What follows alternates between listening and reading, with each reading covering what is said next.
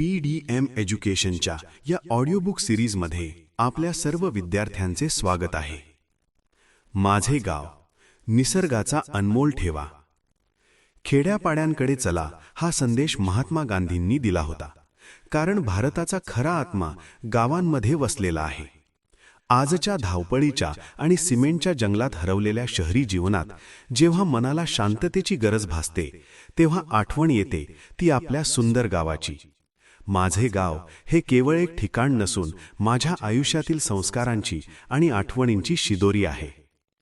माझ्या गावाचे नाव पिशोर असून ते छत्रपती संभाजीनगर जिल्ह्यातील व कन्नड तालुक्यातील एका डोंगर दऱ्यांनी वेढलेल्या भागात वसलेले आहे. शहरापासून दूर असल्यामुळे येथे नैसर्गिक सौंदर्य ओसंडून वाहते. सकाळी जेव्हा सूर्याची पहिली किरणे डोंगराच्या आडून येतात, तेव्हा संपूर्ण गाव सोन्यासारखे चमकू लागते. पक्ष्यांचा किलबिलाट आणि वाऱ्याची झुळूक मनाला एक वेगळाच उत्साह देऊन जाते. गावातील जीवन अत्यंत साधे आणि कष्टप्रद असले तरी त्यात एक प्रकारचा आनंद असतो. आजही गावातील लोक पहाटे लवकर उठून आपल्या कामाला लागतात. पुरुष शेतात राबायला जातात, तर स्त्रिया घरकामात आणि पाण्यासाठी वणवण करण्यात व्यस्त असतात. पूर्वी माझ्या गावात पाण्याची खूप टंचाई होती.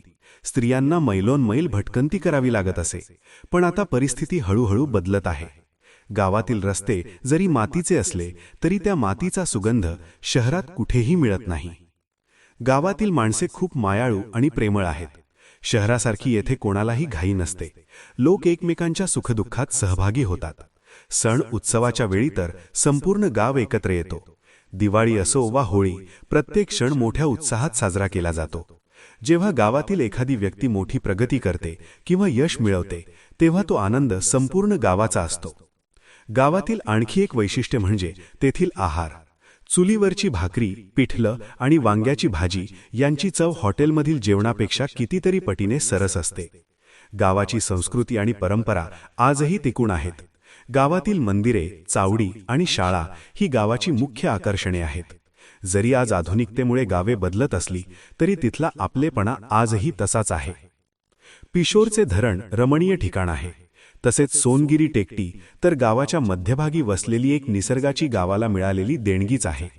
हिराजी महाराज यात्रा तर सर्व गावकरी व बाहेरगावी नोकरीसाठी गेलेल्या गावकऱ्यांसाठी, तसेच पंचक्रोशीतील लोकांसाठी तर पर्वणीच असते.